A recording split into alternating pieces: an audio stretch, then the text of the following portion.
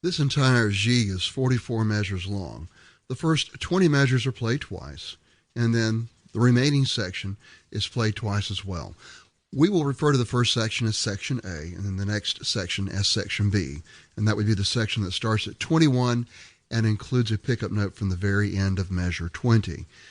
As is my custom, I would like to break this down into 2 to 4 measure sections, and this will be extremely helpful with this piece because we have a lot of counterpoint going on with the left hand. So even though we could learn each hand separately, it would be naive to think that I could teach you the right hand, teach you the left hand, and then you could just throw them together, because that's just not the way it works. But it will help to break each hand down separately, just so you can get familiar with the way that it feels, so that when we start putting the two together, you'll intuitively know what feels right and what doesn't feel right, just from being very, very familiar with both hands prior. All of that being said, let's start with the first 4 measures. Here they are, including the pickup note.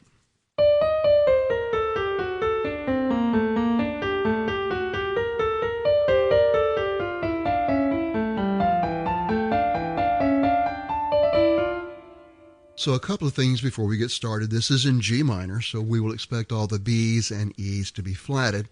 Because this is a Gigue, most of these are going to be in what we call compound meter, and that will be things like 3/8, 6/8, 9/8, 12/8, where you have your eighth notes grouped in threes, but they get one beat as a group. So like if I were to count this, 1, 2, 3, 4, and I would count it off 1, 2, 3, but it's written in 12/8.